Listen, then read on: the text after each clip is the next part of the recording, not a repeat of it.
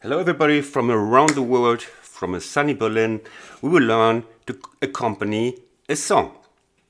We assume there is a melody here, or a singer, whatever, a saxophone player, dog who can sing, and we want to provide the chords and some rhythm. Because the melody is moving, it has the moving part, the basic rule is to possibly not move with the chords too much. In the sense, because that would, compete with the melody. In order for chords not to move too much, for example, we play a C chord, and if I wanted to, like in basic position, if I would play now the F chord, I'm already moving by a fourth. So that is not sounding ideal. So that means we have to learn inversions, because less movement means we have to find always the closest representative of the next chord. That means if this is C and now I have to accompany the F, I don't play this, another basic position, but I play the next inversion of F.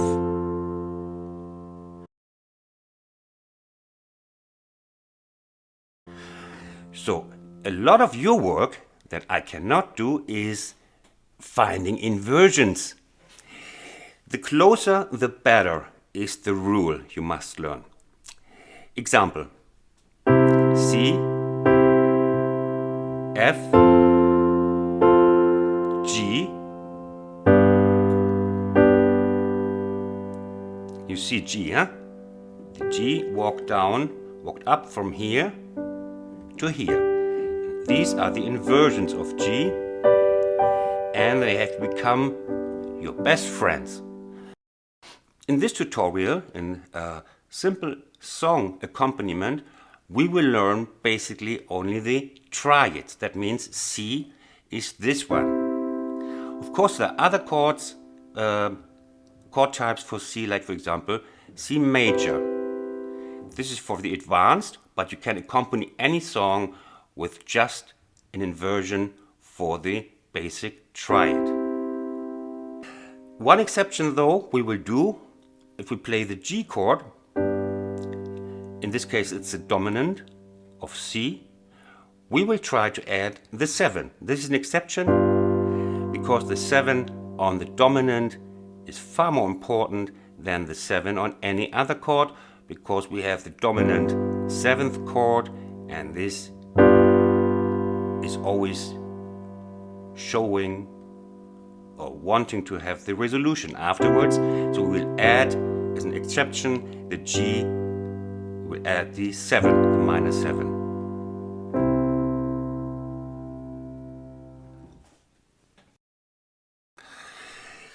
Yet this tutorial is only a little about the chord inversions, because that's your work to do, but I assume now that you know about the principle of chord inversions, of what I play here.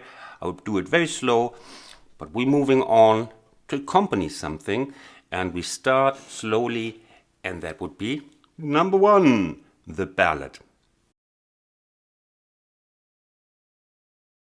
So now let's now imagine you have a beautiful singer to your right, or maybe a goat who can sing, it doesn't matter, and you want to accompany the best you can. And the song is called Let It Be. It was written by myself in cooperation with Paul McCartney, and I would accompany it like this.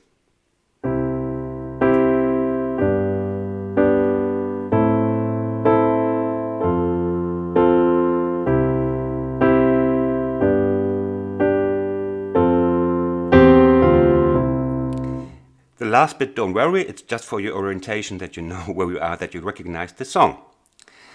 So the melody would take place at the same time, and what did I do? Of course, the left hand plays the root, unless the composer wants you to play another note than the root. Then it would look like maybe C/G, and after the slash is usually the bass note, like C C/G would sound like this. It's a C with a G in the bass. Otherwise, it's the root, and I play just fourth notes in the right hand. And this already is a perfect accompaniment for ballads. You can tour with that around the world and just play fourths as long as it's ballads, and nobody will throw pieces of wood at you. Just listen to Elton John playing a ballad. He's just playing a ballad, just as we do. Of course, you would play little fancy fill-ins, of which there's a tutorial. But it's still the major accompaniment for ballads is you play whole notes or half notes, depending on where the chord changes are.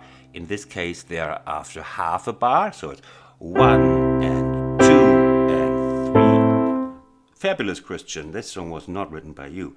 1 and 2 and 3 and 4 and 1 and 2 and 3 and 4. And it's really that easy.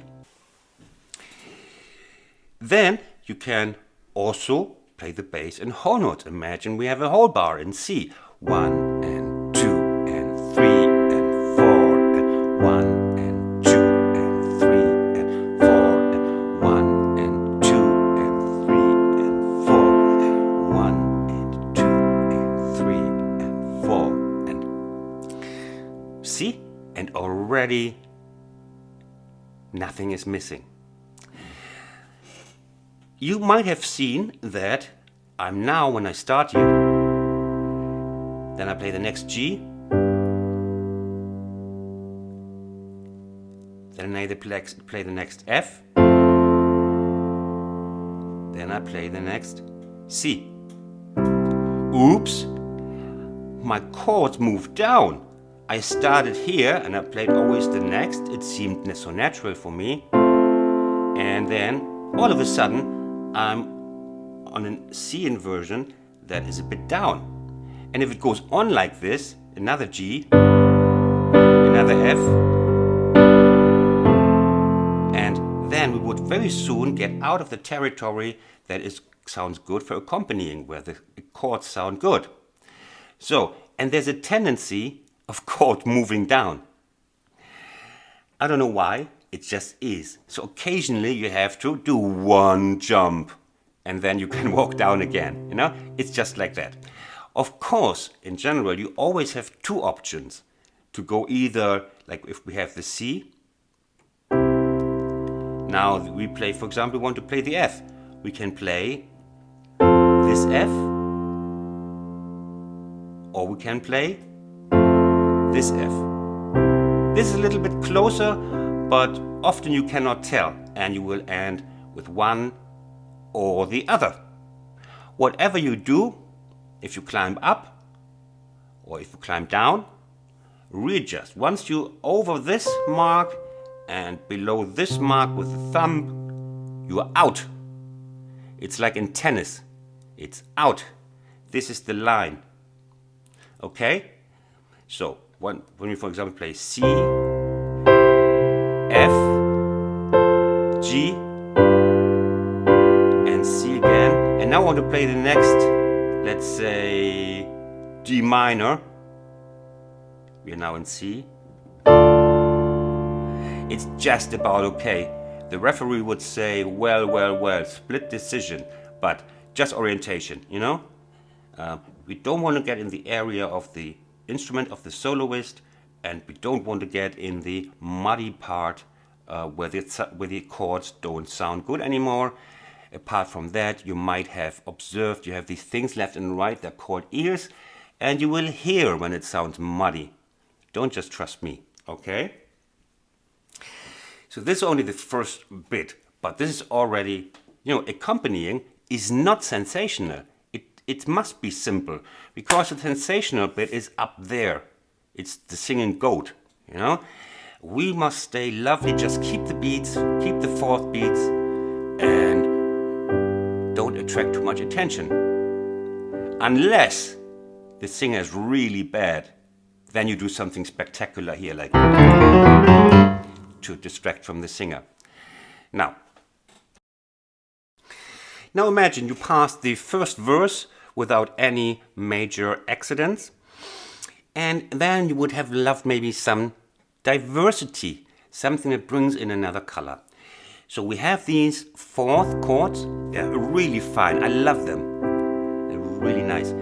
But it's also good that, behind the singer, there's something going on within the arrangement. So you could dissolve the chords. Lesson number 2. One is chords, second, dissolving of chords. For example, second verse.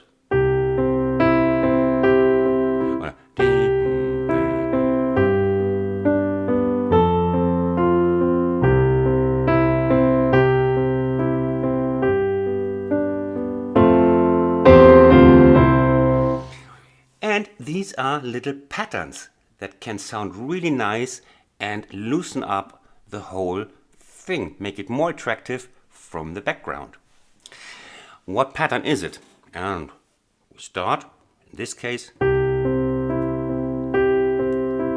we start with the fifth here, and we do third.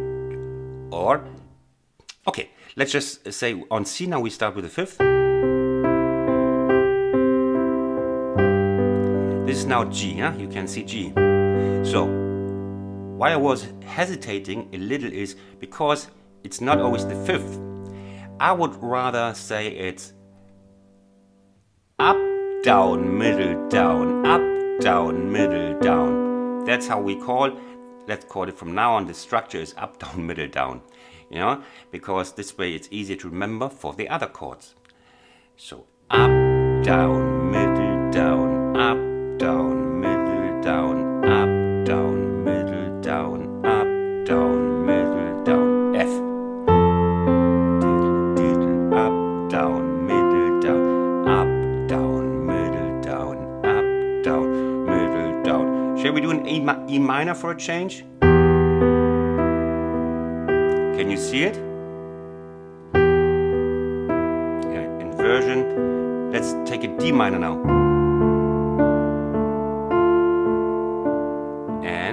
Now the G7, and now pay attention.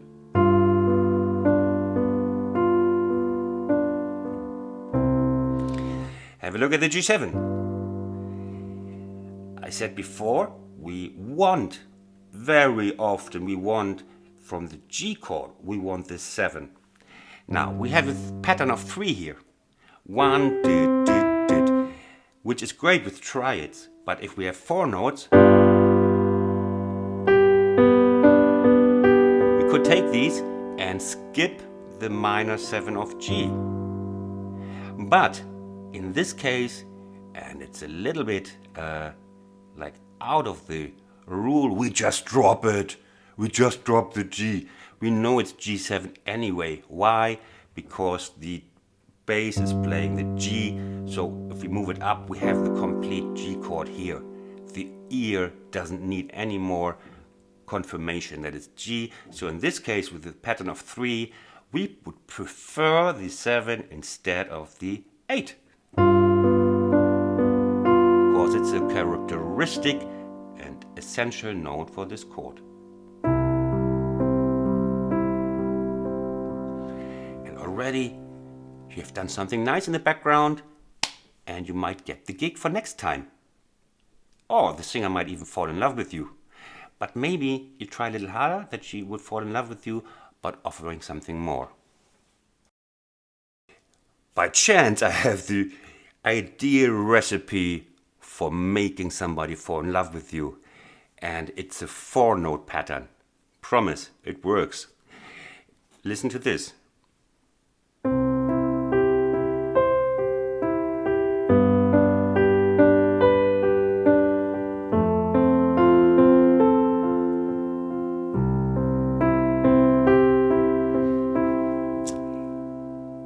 Okay, let's have a look at the structure. Before we had up, down, middle, down. Now.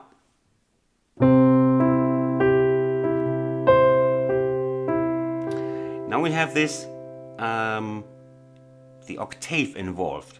It has a little bit more, you know, a bit more space. And of course it's all derived from the birthplace is the guitar and the harp. Not the blues harp, but the harp you play like because the arpeggio is derived from the harp and the guitar, because that's how they do the strings, one after another. So we start with this one. So you play the chord, one, done, done, go one down, and then again, up, down, octave, down, down, up. Just listen to it.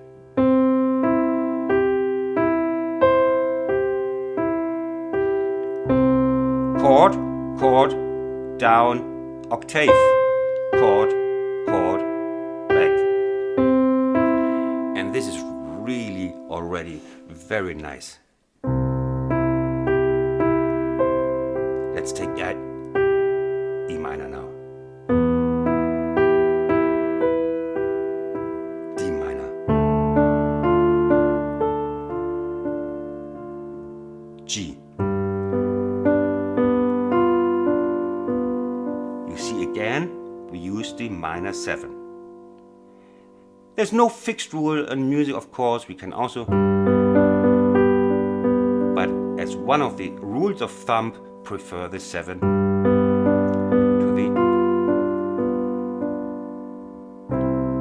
the repetition of the G, which we have already in the bass.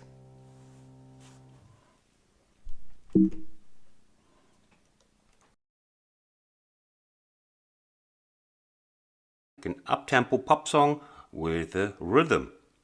The thing is, once you manage to to have an eye for the inversions, you're the king. That's the main work for you. Once you've got all these inversions, you can accompany like there's no tomorrow. And now that we have these fourths in the left hand, it's the right hand, we do something with the bass now. We stay with the fourth pattern, but when we were tying the chords for a ballad, we use the pedal. We don't want that now. We just play. And now the rhythm starts with a bass.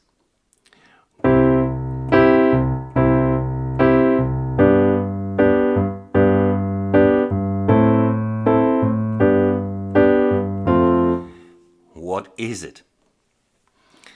These are still fourth notes, and it's 1 and 2 and 3 and 4 and 1 and 2 and 3 and 4 and 1. It's what I call the pop bass. Because it's very typical, we have that in so many billions of pop songs. So, the first thing you must practice is to stay with these fourths, and 1 and 2 and 3 and 4 and 1 and 2 and 3 and 4 and 1 until you're safe. 1 and 2 and 3 and 4 and 1. Then you go to the chords. Now let's say we're doing it with my song Let It Be again. 1 and 2 and 3 and 4 and 1 and 2 and 3 and 4 and... Now you can see that in this example we have the chords changing after half a bar. So this is hopping now from C to bap, bap, to the next note. But the pattern is always the same. 1 and 2 and 3 and 4 and 1 and 2 and 3 and 4 and 1. This is already covering so many songs. These two patterns, the ballad with a little variation and the pop bass. It's fantastic how much you can do already with it. Again, 1 and 2 and 3 and 4 and 1 and 2 and 3 and 4 and 1 and 2 and 3 and 4 and 1, and we have this. Great, huh? Let's try for C, now E minor, D minor, G7, C, E minor, D minor, G7. Fabulous. No singer could resist you.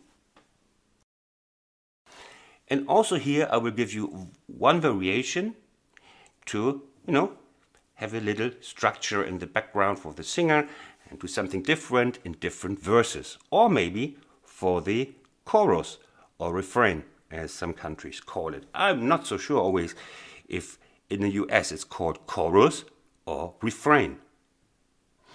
After all, it's a French word. Now, and this one.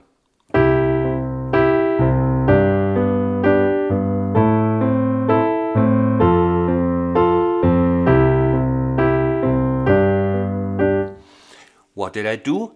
Again, I used the chords I already learned, and again I dissolved them. You take the upper two and then just shaky shaky. And then you have the G, these, and you do shake, upper two down, D, A minor. You see the A minor?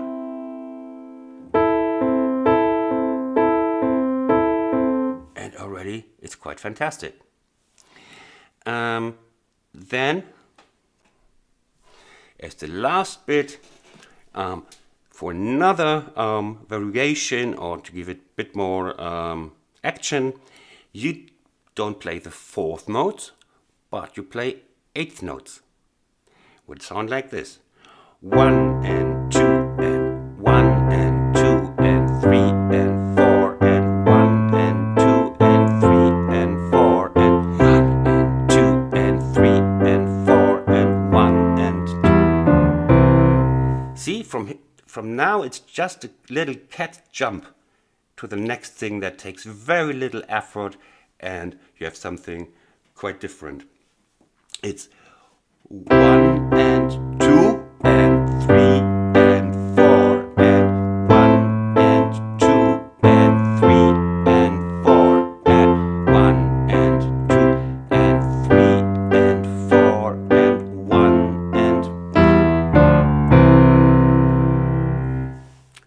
With this I say bye-bye. All the best from Berlin. See you next time. Take care. I hope you liked my video and that you learned something. Now you can subscribe. Just press this subscribe button or click on another of my videos on this side. Thanks for watching. See you next time. Bye bye.